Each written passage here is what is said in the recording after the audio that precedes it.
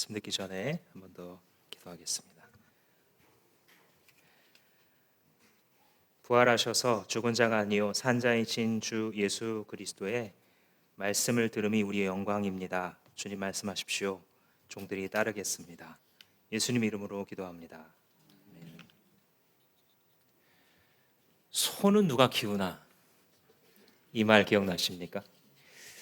꽤 오래전에 어떤 개그 프로에서 개그맨이 요즘 사람들 다 자기 원하는 거 뭐 유행대로 하면 도대체 이 중요한 소 키워서 농사하는 건 누가 할 거냐? 우스갯소리로 하는 말이었습니다. 그런데 요게 꼬집고자 하는 것 중에 한 가지 의미는 아마도 어떤 중요한 일을 하고자 할 때에 한 사회나 나라나 조직에서 여기 문제가 있어서 이 문제를 해결하려면 이렇게 해야 된다, 저렇게 해야 된다. 모두 다 한마디씩 할 수는 있지만 중요한 건 누가 그걸 할 거냐. 누가 책임을 지고 자기가 나서서 그 일을 정말 해결할 거냐라는 물음. 이 물음이 던져졌을 때 보통은 다 꼬리를 내리고 숨어버리고 아무도 하지 않으려고 하는 그런 상황들을 우리는 살아가면서 많이 만나게 되죠. 그런데 만약에 그 일이 중요한 일이라면 그 중요도가 더하면 더할수록 누가 할 거냐. 그래, 그게 중요한 건 알겠는데 그 길이 좋다는 것은 알겠는데 누가 할 수 있겠느냐라고 하는 물음은 더욱 중요해집니다. 여러분, 하나님의 일은 누가 할까요? 장구한 역사 속에서 하나님께서 가지고 계셨던 원대한 계획은 하나님이 성취하시는 게 맞지요.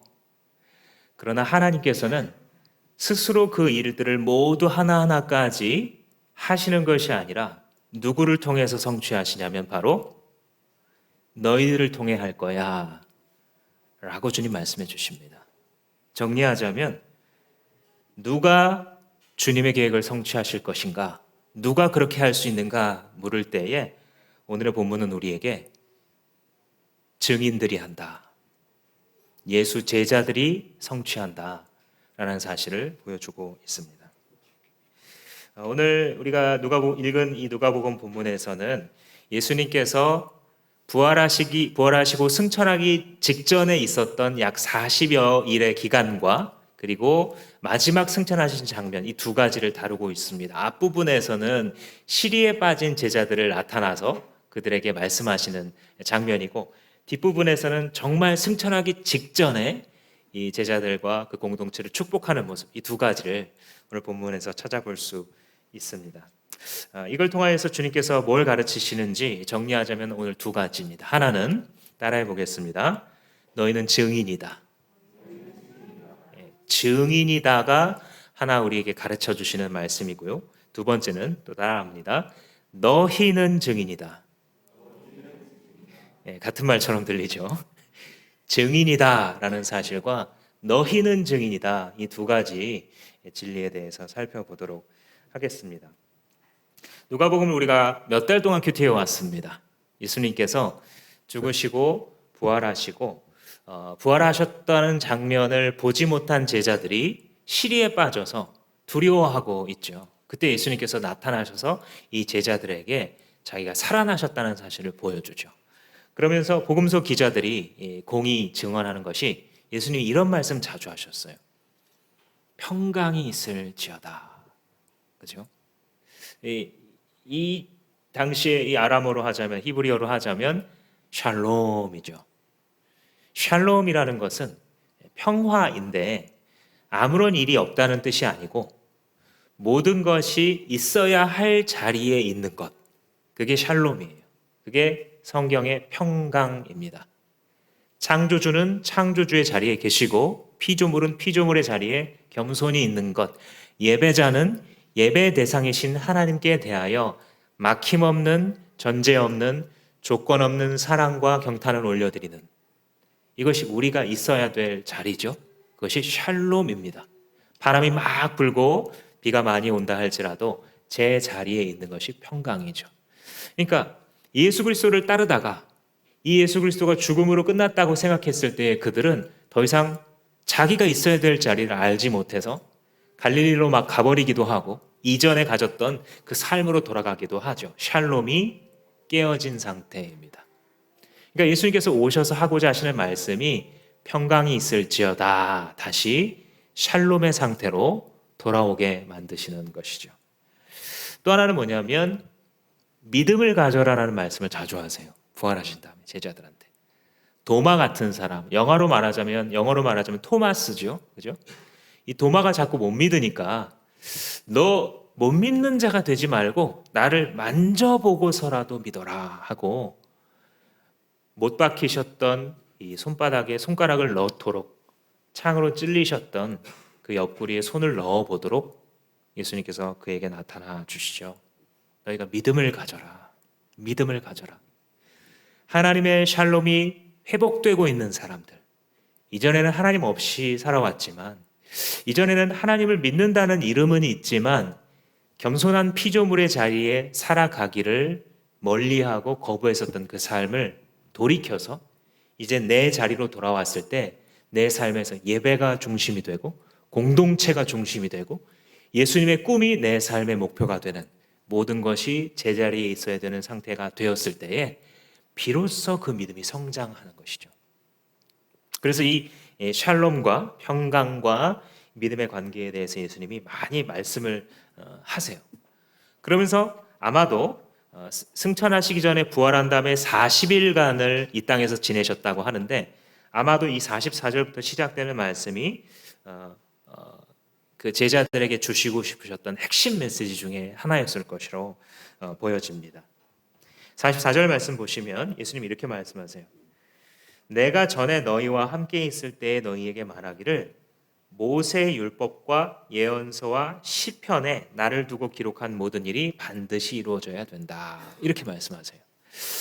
이게 뭐냐면 모세의 율법, 예언서, 시편 이게 구약 성경을 가르치는 거예요. 우리 생명의 삶 할 때에 구약 성경을 네 가지로 분류했잖아요. 기억나세요? 율법서, 모세의 율법, 그리고 두 번째 역사서, 세 번째 선지서, 네 번째 시가서 이렇게 이제 분류를 하잖아요. 근데 히브리인들은 이 두 번째, 세 번째 걸 하나로 묶어요. 그래서 역사는 역사의 관점에서 기록된 예언이다. 그래서 전 예언서라고 부르고요. 뒤에 있는 이 선지서들은 후 예언서 이렇게 불러서 이 두 가지를 다 예언서 혹은 선지서로 보는 것이죠. 그러니까 예수님께서 지금 하고 싶으신 말씀이 뭐예요? 구약 성경 전체 이 말을 하고 있는 거죠. 그래서 구약 성경 전체에 나를 두고 기록한 모든 일이 반드시 이루어져야 된다. 이런 말씀하세요. 그러니까 성경 전체가 하나님의 원대하신 영혼을 구원하고 하나님의 나라를 회복하는 하나님의 몸, 예수 그리스도의 몸된 교회, 그게 하나님의 나라죠. 그것을 회복하는 것이 하나님의 원대한 계획인데 그게 다 이미 어디에 써 있다는 거예요? 성경에 이미 다 써 있다는 거예요. 그리고 그것은 반드시 이루어져야 된다. 이렇게 말씀하심으로써 하나님이 주권자이심을 선언하십니다. 세상의 그 누구도 역사를 주관하시는 하나님의 이 흐름을 바꿀 수가 없음에 대해서 예수님께서는 가르쳐주고 계신 것이죠. 그런데 예수님께서 이 지점 말고 다른 부분에서 무슨 말씀을 하시냐면 너희가 성경을 읽으면 영생을 얻는 줄로 생각하고 열심히 성경을 읽고 공부하는데 사실 그 성경 모두가 다 나를 가리키는 것이다. 이런 말씀하세요. 기억나시죠? 그러니까 우리가 살아가면서 우리의 삶의 이야기들이 있잖아요. 하는 행동들, 말들, 관계들, 이 모든 것들 그게 우리의 삶의 스토리라고 해본다면 이 세상에 왔다 간 사람들 지금 70억 인구가 있고 왔다 간 인구가 또 그만큼 정도 된다고 얘기하죠. 그러니까 뭐 150억 정도 되는 그 이 세상에 존재했었던 그 많은 사람들이 가진 그 각각의 그 스토리들 그 스토리들이 결국은 하나님의 계획 가운데에 차근차근 진행되고 있는데 성경에서 수많은 예언자들이 말했었던 그 예언들이 모두 한 방향을 향해서 오고 있다는 것입니다. 마치 빛이 비추어져서 한 사람에게 집중되고 있는 이런 모습입니다. 그게 누구예요? 바로 예수 그리스도라는 것이죠. 그래서 예수 그리스도는 말씀의 중심이시고 역사의 중심이시다. 말을 하는 것입니다. 구약 성경을 읽어보면 거기에 예수님에 대한 예언이 한 350개 나온다. 보통 이렇게 봅니다. 간접적인 걸 합치면 한 450개가 된다. 이러죠. 그 중에서 이전에 우리 이전 세가족반에서 나눴던 교재에 어떤 언급들이 있냐면 450개의 예수님을 향한 직간접의 예언이 있지만 그 중에서 8개만 한번 따져보자. 그 8개가 구약 성경에 수천 년을 걸쳐서 있었던 그 저자들의 각각의 시대에 살았던 사람들이 한 사람을 향해서 예언을 하고 있는데 신기하게도 그것이 우연히 몇천 년 뒤에 온 한 사람에게 집중돼서 성취될 확률이 얼마나 되느냐. 요걸 이제 계산해 봤어요. 어떤 과학자가. 그랬더니 10의 17승분의 1이라는 확률이 나오더랍니다. 감이 잘 안 오실 텐데 10의 17승분의 1은요. 웬만한 사람이 1 뒤에 공이 17개 붙는 이 숫자를 뭐라고 읽어야 될지도 모르는 그런 숫자예요. 우리가 뭐 해봤자 조, 경, 해 뭐 이 정도면 우리가 일반인이 다 아는 숫자잖아요. 그 이상이기 때문에 읽을 수도 없는 숫자죠. 그래서 어떻게 비유를 하냐면 남북한 한반도에다가 100원짜리 동전을 지면에 빈틈없이 쫙 깝니다. 그런데 그거를 1층만 쌓는 게 아니라 계속 쌓아서 10m를 딱 쌓아놔요. 그리고 한 사람이 이 비행기 타고 가다가 위에서 낙하산을 타고 탁 내립니다. 그리고 미리 표시해 두었던 단 하나의 동전, X마크가 되어 있는 그 동전을 낙하하다가 이거다 하고 딱 잡아들였는데 그 X표가 돼 있을 확률이 10의 17승분의 1이다. 이렇게 얘기해요. 그러니까 말이 되는 확률이에요? 안 되는 확률이에요? 말도 안 되는 확률이라는 거예요. 그러니까 불가능하다. 한 사람에게 우연히 8개의 예언이 수많은 시대가 있고 공간이 있는데 영토가 있는데 그 한 사람에게 집중될 확률이 이렇게 낮은 거다라는 얘기를 합니다.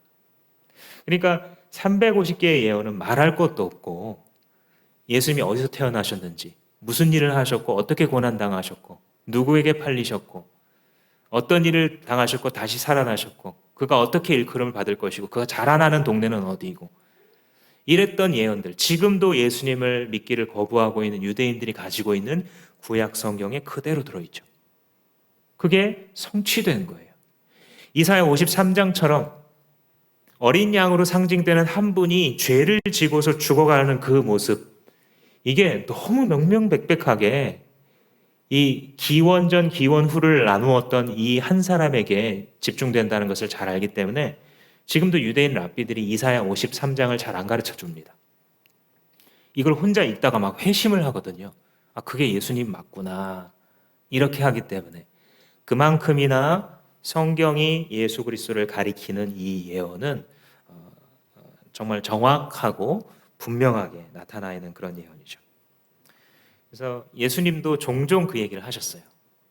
이 예언들이 자기의 성취다라는 말을 하시면서 우리가 누가복음을 지금 몇 달째 읽어오고 있는데 거의 초기에 여러분 그 구절 기억나세요? 세례 요한이 무대에서 내려오고 예수님께서 이제 공생애로 등장하시면서 한 회당에 들어가서 딱 그 성경을 두루마리를 펴서 이사야의 글을 딱 읽으시죠. 그러면서 어디 부분을 읽으셨냐면 주의 성령이 내게 임하셨으니 이는 가난한 자에게 아름다운 소식을 전파하게 함이다.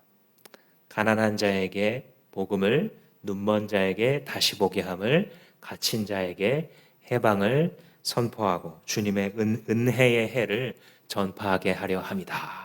이 부분을 쫙 읽으신 다음에 덮으시면서 뭐라 그러세요? 오늘날 너희들의 귀에 이 말씀이 응하였느니라. 개역 개정 성경에 응하였느니라라는 표현은 성취됐다는 거죠.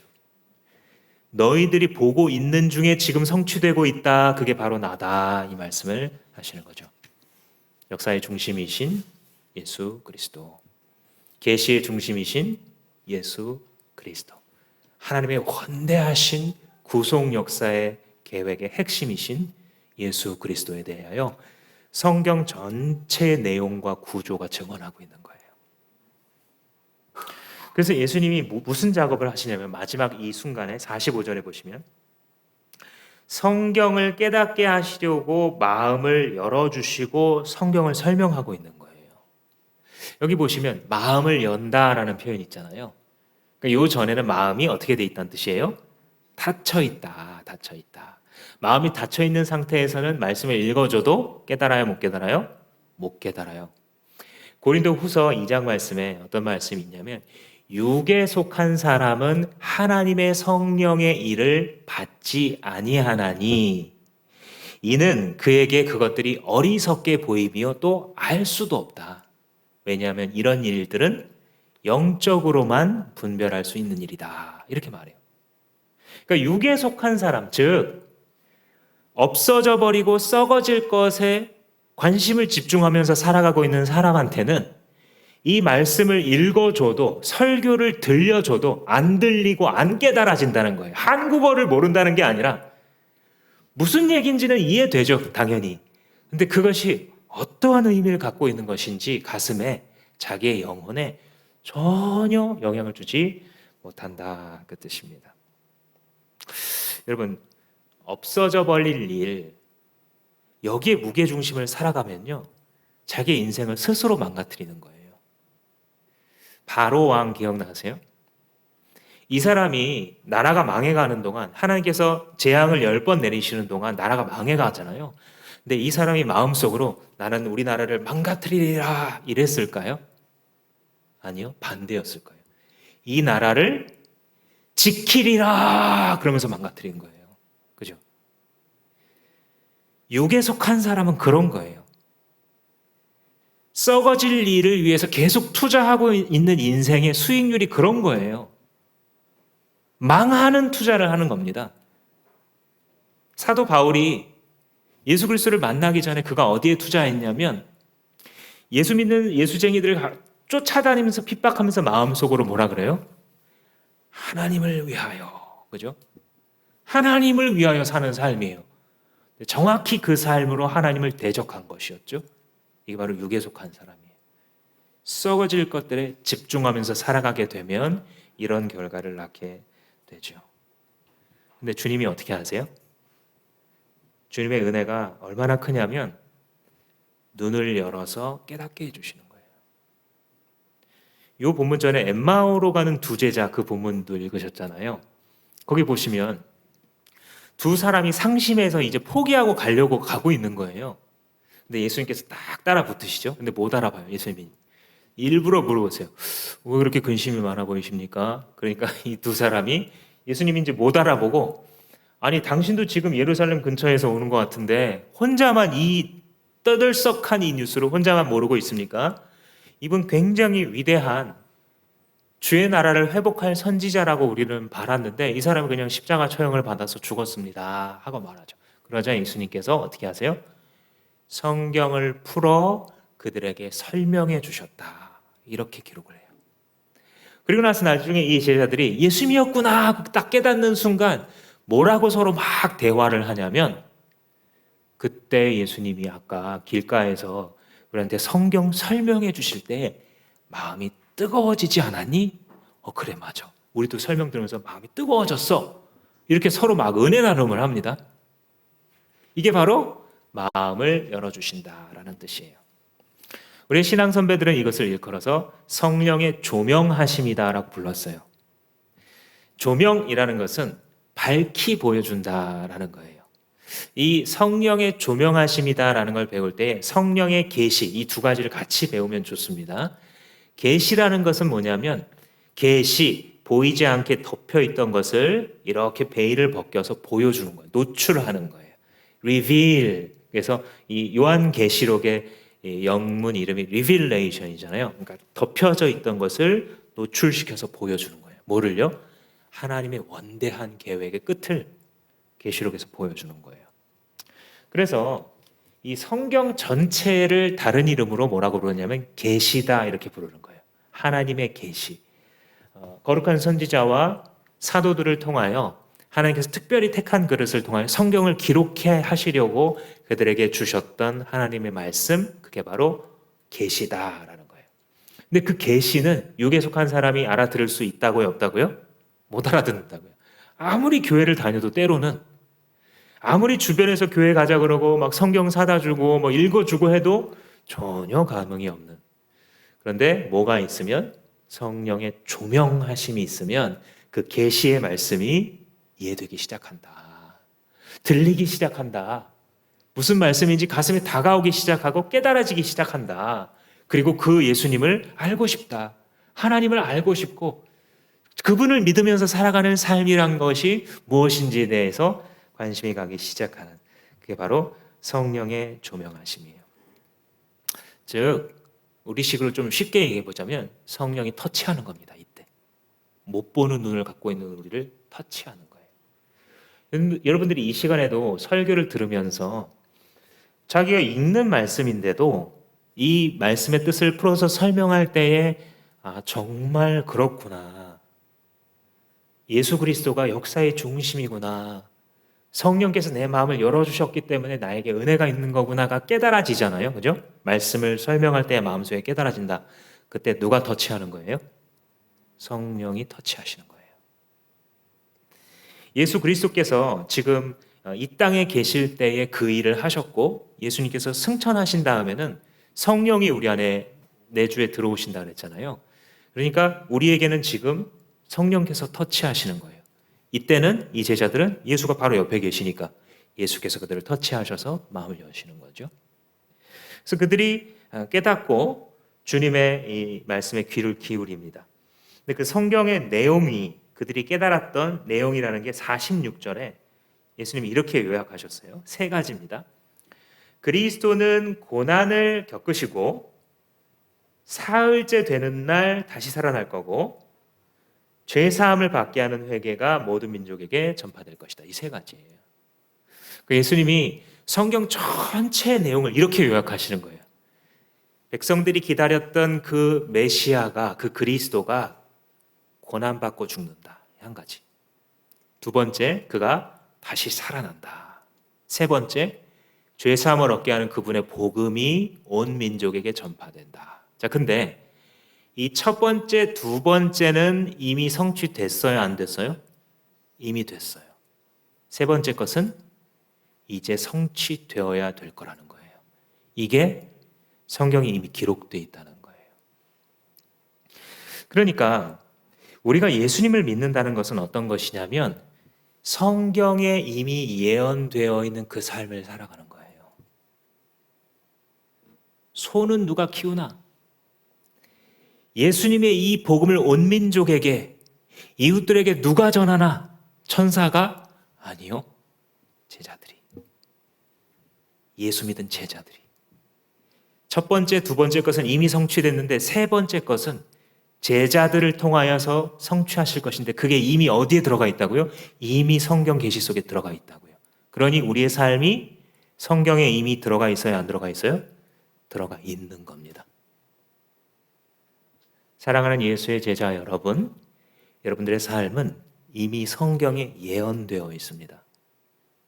여러분들이 왜 태어났고 무엇을 위해 지금 살아가고 있는지가 하나님의 원대하신 계획의 계시의 기록인 성경에 이미 들어가 있기에 우리가 그것을 믿음으로 받아들여서 예수의 제자에 합당한 삶을 살아가고자 할 때에 우리는 성경을 성취하는 인생을 살아가는 것입니다. 영광스럽지 않습니까? 우리의 인생에 무엇으로 이런 영광의 묘사를 받을 수 있겠습니까? 어저께 우리가 선교헌신 예배를 하면서 우리 김조희 선교사님 그 간증을 하시잖아요. 자기 대기업 멀쩡히 다니면서 이렇게 하면 잘 할 수 있는데 하나님 갑자기 불러내시더라.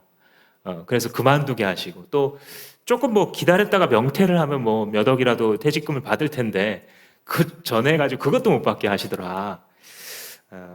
근데 그러니까 선교사죠, 그죠?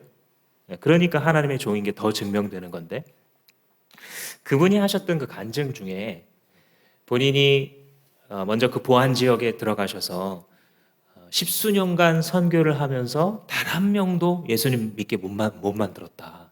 얼마나 좌절스러워요, 사실. 선교사님들이요, 이런 선교 보고 못합니다, 보통. 헌금이 끊어져요. 저 실력도 없는 선교사는 이렇게 되거든요.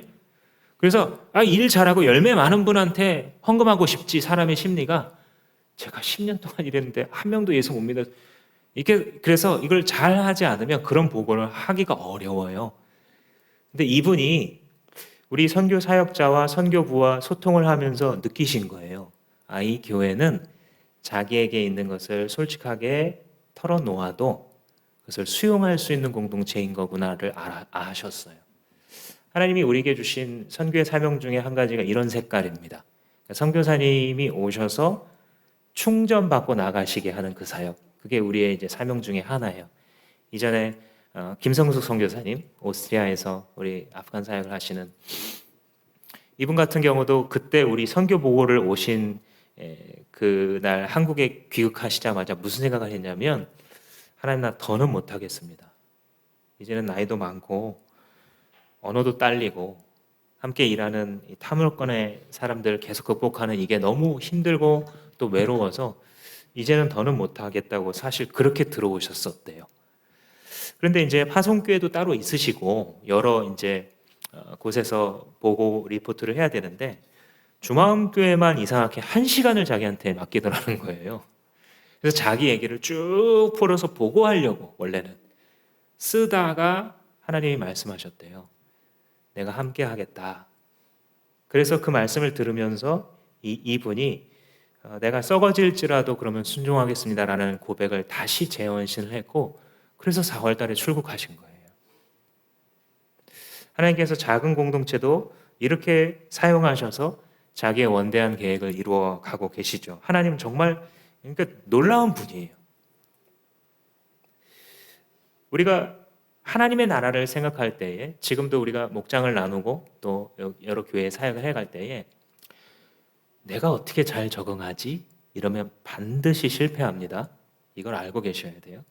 하나님은 우리 교회를 지금 이끄시는 그 방향이, 우리가 어떻게 물어봐야 되냐면, 내가 어떻게 적응할까? 예배 시간에도 내가 어떻게 은혜를 받을까? 여기에 초점을 맞추면 잘 안 될 거예요. 그런데 초점을 하나님께 맞추면 잘 돼요. 뭐냐면, 하나님이 나를 가지고 무슨 일을 하고 싶어 하실까? 이렇게 물으세요. 목장에서도 하나님이 나를 가지고 뭐 하고 싶어 하실까? 나 하나님 소원 이루어 드려야지. 예배 시간에도 하나님이 지금 나한테 한 가지 뭔가를 말씀하시고자 한다면 그게 뭘까? 하나님이 나한테 오늘도 작은 믿음의 결단과 헌신 하나 하라고 물으신다면 그게 뭘까? 이렇게 물으면서 예배 드리시고 그렇게 목장 생활 해보세요. 반드시 성공합니다. 반드시 생명의 역사가 일어납니다. 반드시 죄와 어두움의 사슬이 끊어집니다. 반드시 두려움과 걱정을 뛰어넘게 하시는, 종일 메마른 땅을 걸어갈지라도 피곤치 않게 하시는 여호와의 은혜가 임할 것입니다. 왜냐하면 우리가 그분을 앙망하고 초점을 맞추었기 때문에. 그래서 우리에게 하나님께서는 그 놀라운 구원의 역사로 성경에 이미 기록된 그 계획대로 우리를 증인으로 쓰고자 하셨던 거예요. 자, 두 번째, 너희는 증인이다 그랬잖아요. 이거는 공동체로서 부르시는 거예요. 개념을 이렇게 이해하기 시작하면 증인이 무엇인지에 대해서 마음이 한결 가벼워지면서 자유로워지실 거예요. 나 한 사람이 나아가서 이것도 잘해내고 저것도 잘해내고 막 이렇게 해서 한 사람을 탁 얻는 증인이다, 이렇게 생각하시면 뭔가 좀 어렵거든요. 근데 주님의 계획은 항상 공동체예요. 말씀을 읽으실 때 항상 공동체를 집어넣어서 읽으세요. 이 공동체가 뭔지 아직 감이 안 오시는 분들은 목장을 집어넣어서 읽으세요. 항상. 그러면 성경이 이해되기 시작하실 거예요. 그동안 신앙생활을 좀 오래 하셨어도 마찬가지예요. 목장을 집어넣어서, 공동체를 집어넣어서, 우리가 회복하고자 하는 신약교회의 원형을 집어넣어서 이해하시면 훨씬 많은 것들이 보이실 겁니다. 너희가 나의 증인이다 라고 할 때 너희가, 너희 그룹이, 너희 공동체가 내 증인이다 라고 하신 말씀. 왜 그러냐면, 자, 먼저 증인부터 생각을 해보자면, 여러분, 좋은 증인은 뭐예요? 언변이 화려하면 좋은 증인입니까? 아니면 준비를 많이 해오면 좋은 증인일까요? 계산을 많이 하고 오면 좋은 증인인가요? 다 아니에요. 하나예요, 하나. 뭐죠? 자기가 본 거를 정직하게 그대로 말하면 그게 좋은 증인이에요. 오히려 막 너무 두려워하는 사람은 좋은 증인이 되기 어렵죠. 계산이 많고 생각이 많은 사람도 있는 그대로 말하기 어려울지 몰라요. 그런데 자기가 본 것을 그대로 말하는 사람, 그가 좋은 증인이에요. 여러분, 지난 세월 동안 예수님을 믿고자 해오면서, 그리고 특별히 지난 2년의 시간 동안, 아까 우리 대표 기도자도 언급을 하셨지만, 이 교회가 세워져 오는 동안 무엇을 목격하셨습니까? 여러분들 앞에서 하나님이 무슨 일을 행하고 계신 것 같으십니까? 여러분들을 부르셔서 무엇의 증인으로 삼으시려는 것 같습니까? 이 부활하신 예수께서 죽은 자가 아니요 산 자이실진데 지금도 여전히 우리에게 같은 말씀 해주실 텐데 우리를 증인으로 너희는 증인이다 부르실 텐데 무엇을 보여주고 계신지요? 우리는 지난 2년 동안 코로나를 겪으면서 교회가 문 닫았어도 어디 가서 이상한 일이 일어났다고 말하지 못할, 당연히 어려움을 예상했어야 되는 그런 기간 동안 자라온 교회입니다. 그런데 그동안 수십 년 교회를 떠났던 분들이 다시 돌아와 예수 그리스도의 이름을 부르고 교회에 등장하고 있습니다. VIP들이 교회에 나오면서 구원을 받고 있습니다. 목장이 세워지면서 기쁨이 충만한 사람들이 하나 둘씩 나타나기 시작합니다. 불과 한 3, 4년 전만 해도 헌신을 할 생각이 없어 보였던 분이 냉큼 손을 들고 목자 목녀하겠다고 헌신하는 일이 벌어지고 있습니다. 누가 하시는 겁니까? 무엇을 위해 이것을 보여주십니까? 예수 제자라는 것은 주님이 주신 정체성인 너희는 증인이다 라고 하는 이 정체성을 안고 살아갈 때야 비로소 그들의 능력을 알게 되죠. 그리고 그것은 예수의 증인으로 부르심받았다는 것은 우리 공동체의 어마어마한 영광이에요. 제가 군대를 28살에 갔습니다. 장교로, 공군 학사 장교로 들어갔는데 같이 장교로 임관받은 동기들이 저보다 4살에서 5살 어렸습니다. 무릎이 아팠습니다. 발목이 아팠고 20대 초중반과 후반은 다른 거구나.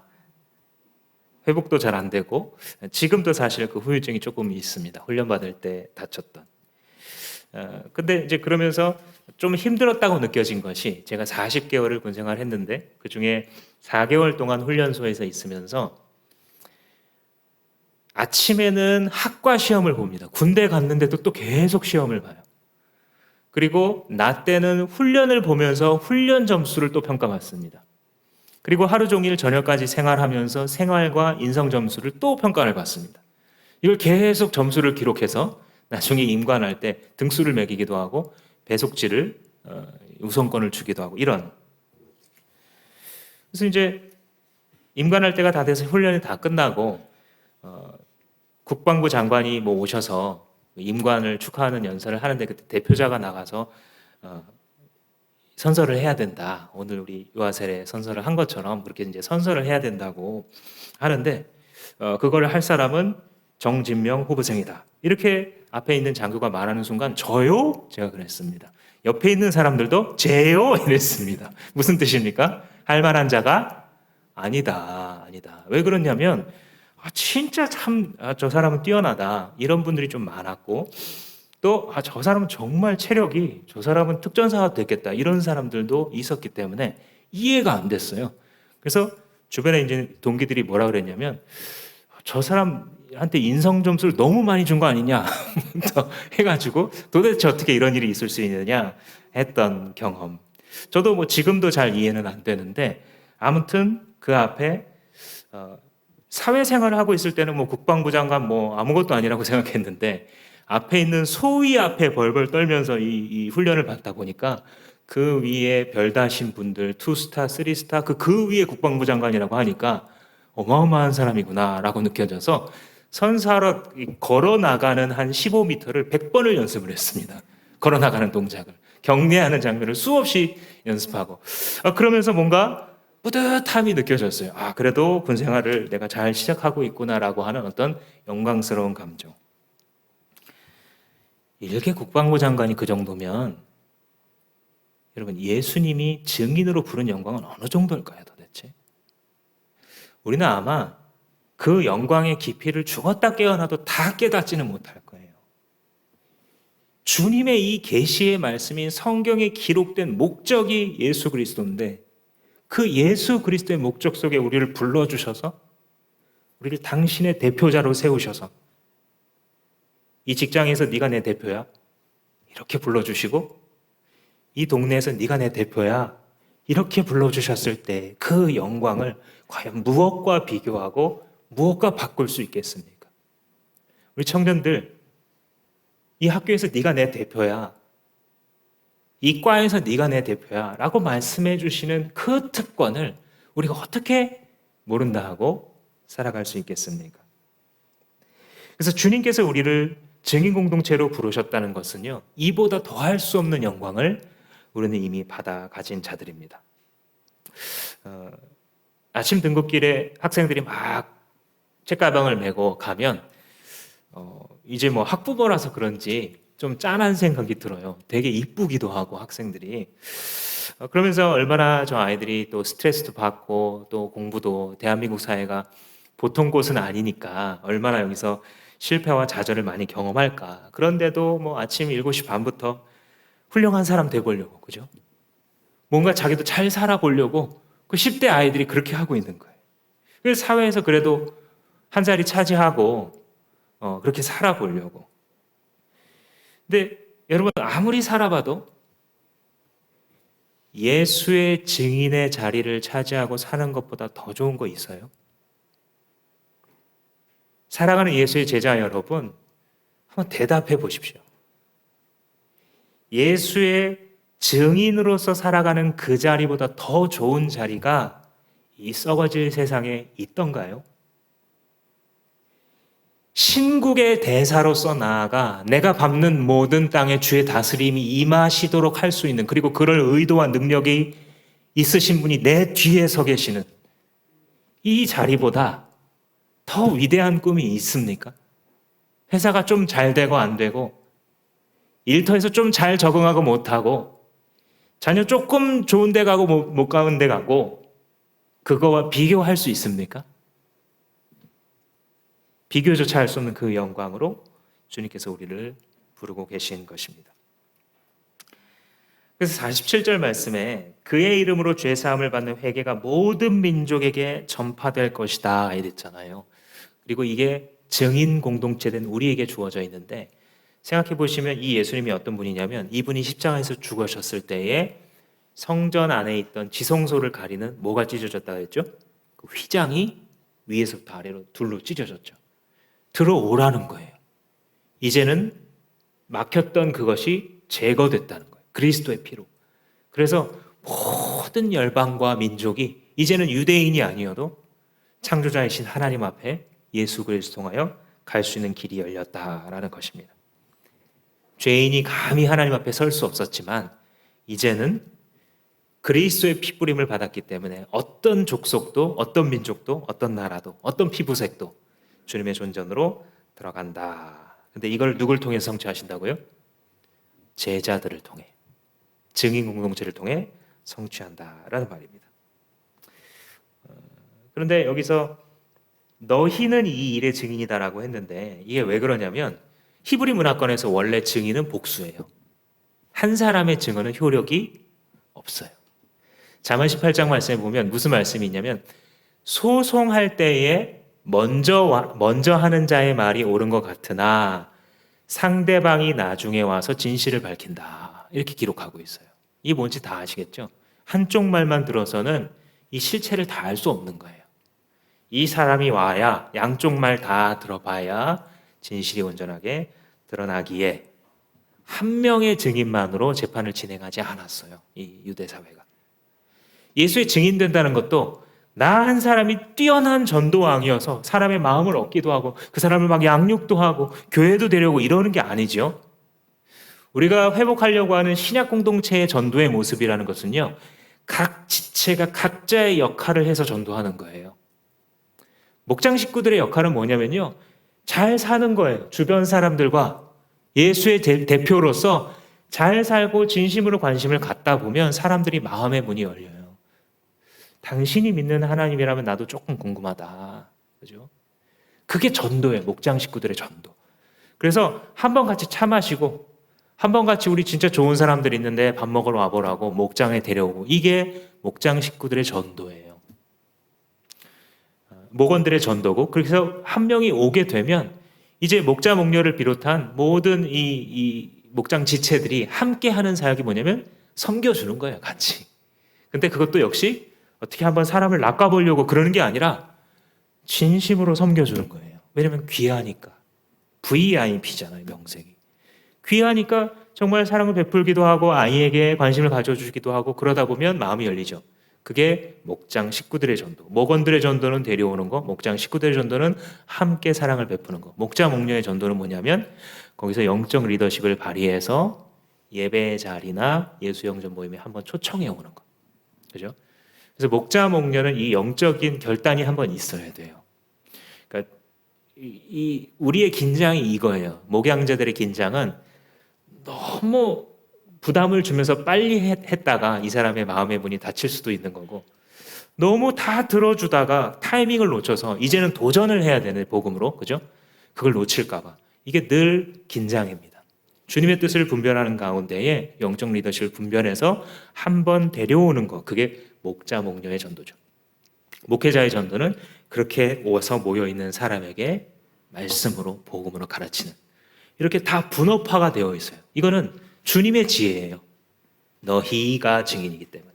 네가 증인이 아니라 너희가 증인이기 때문에 우리가 서로 사랑하는 모습을 볼 때 그들이 우리가 예수의 제자인 것을 알고 마음이 열리는 것이죠. 그래서 이렇게 전도를 하려면 그 공동체 안에 사랑이 가득한 목장으로 만들어 가야겠죠. 그걸 누가 해요? 너희가. 그죠? 그래서 너희가 성취한다라는 거예요. 우리가 같이 목장을 이루는 수고를 해야 되는 것이죠. 그렇게 하고자 하는 자들에게 주님께서 두 가지를 약속하십니다. 하나는 49절 말씀 보시면 너희는 위로부터 오는 능력을 입을 때까지 이 성에 머물러 있어라, 이렇게 말씀하세요. 이게 뭐냐면 성령을 얘기하시는 것이죠. 약속하신 성령을 부어주는 거예요. 성령께서 오시게 되면 지금 너희가 성취해라 라고 하는 이 두렵고 떨린 말씀을 실제로 할 수 있게 돼요. 성령께서 들어오시게 되면. 제가 몇 번 설명했습니다만 예수님이 부활하시고 승천하시기 전까지는요, 구약 성경을 읽어보시면 성령이 왔다 갔다 하세요. 사울 왕이 막 이상한 왕인데 성령이 임하면 갑자기 예언을 막 하기도 하고, 그죠? 근데 또 떠나시기도 해요. 그런데 이제 예수님께서 오셔서 그들에게 가르치시고 성령을 보내주시면 그 성령은 떠나지 않고 내주하세요. 왜냐하면 신약은 새 언약이라고 그랬잖아요. 새 언약의 핵심이 우리의 마음속에 뭘 새기시는 거예요? 하나님의 말씀을 새겨주시는 거예요. 그래서 그 새기시는 분이 누구냐면 성령이 하시는 거예요. 그래서 안 떠나시는 거예요. 주님께서 새 언약의 영으로 부어주셨기 때문에 우리 안에 영원히 내주하신다. 언제? 우리가 예수님을 영접하는 순간에. 이 본문에 있는 제자들은 전환기에 있었던 사람들이기 때문에 그게 구분되어 있었어요. 그래서 예수님을 먼저 믿고 따라다니다가 나중에 기다려서 성령을 받았어요. 근데 이분들만 그래요, 특별하게. 왜냐하면 지금 구약 시대에서 신약 시대로 전환되고 있잖아요. 그러니까 이 두 개가 시차가 있게 각각 이루어졌어요. 예수님을 믿고 성령을 받는 게 나중이에요. 근데 우리는 그렇지 않아요. 이제 신약 시대에 들어왔잖아요. 새 언약 시대의 사람이잖아요. 그러니까 새 언약의 영이 언제 들어오냐면 예수님을 영접할 때 들어오세요. 그래서 여러분들 중에 예수님을 주인이라고 인정하고 영접하신 분들은 이미 이 속에 누가 계시다고요? 성령 하나님께서 계세요. 그 성령 하나님이 누구래요? 오늘 본문에 따라자면 능력. 위로부터 주시는 능력. 예수께서 우리에게 그렇게도 주고 싶어 하시는 그 능력이 이미 우리 안에 있다. 성경이 가르쳐주고 있습니다. 또 하나는 제자 공동체로 살아가고자 하는 자들에게 또 하나는 뭐냐면 축복하시는 예수님이에요. 51절 말씀 보시면 예수께서 그들을 축복하시는 가운데에 하늘로 올라가셨다. 한번 생각해 보세요. 이렇게 축복을 막 하시면서 하늘로 올라가신 거예요. 그러니까 제자들한테 마지막 장면으로 뭘 남겨주시는 거예요? 그들을 지금도 축복하고 계시는 예수님. 우리 눈에는 지금 안 보여도 이게 기억되는 거예요, 제자들에게. 그래서 예배 시간에 끝날 때 목회자들이 이렇게 축도를 하잖아요. 근데 그게 목회자의 어떤 능력으로 지금 축복이 임하게 하는 거라기보다는요, 더 정확한 뜻은 뭐냐면 예수님께서 지금도 우리에게 복 주고 계시기 때문에 다시 상기시키는 거예요. 성부, 성자, 성령의 은혜가 지금도 여러분들에게 영원토록 함께하고 계신다라는 선언으로서 그것을 다시 상기할 수 있도록 해드리는 그런 역할입니다. 우리가 이 땅을 살아갈 때에 예수님이 축복하신다는 사실을 잊지 마십시오. 한번 우리 옆 사람에게 인사하시겠습니다. 예수님이 축복하십니다. 부활하신 예수님이 축복하십니다. 네, 부활하신 예수님이 축복하셨을 때에 오늘 말씀의 결론, 크게 기뻐하면서 모이기에 힘썼다는 거예요. 성전에. 이게 바로 예수님 꿈꾸셨던 신약의 교회의 모습이죠. 사랑하는 주마음교회 여러분, 예수님이 물으십니다. 소는 누가 키울 거냐? 중요한 일, 이 일을 성취하는 거 누가 할 거냐? 우리에게 물어보십니다. 우리는 대답합니다. 주님, 우리들이 하겠습니다. 우리를 제자 공동체로 부르셨으니 우리가 주님의 일을 성취하겠습니다. 특별히 여러분, VIP 초청주의를 놓고 기도해 주시기 바랍니다. 주님께서 우리에게 너희가 가서 모든 민족에게 죄사함을 받는 회개를 선포하라 하셨을 때에 우리가 1년에 2차례씩 믿지 않는 영혼들에게 관심을 가지면서 품고 기도하고 그들을 초청합니다. 우리가 이것을 그들이 올지 안 올지 모르지만 그 과정을 기도하는 것 자체가 성경에 기록된 그 인생을 성취해가는 인생임을 여러분들 잊지 마시고 또한 목장과 함께 고민하면서 열매를 맺으시기를 축복합니다. 기도하겠습니다. 살아계신 주님 감사합니다. 주님, 우리와 같은 연약한 자들을 통하여서도 주님의 성령을 부어주시기 원하십니다. 주님의 일을 성취하기 원하십니다. 누가 나를 따를까 주님 물어보실 때에 주님, 우리가 여기 있습니다. 우리가 주 안에 한 몸을 이루오니 우리를 사용하여 주옵소서 주여 외칠 때에 오 성령으로 충만한 공동체 우리 한 사람 한 사람들 다 될 수 있도록 주여 은혜 베풀어 주시옵소서. 예수님 이름으로 기도합니다. 아멘.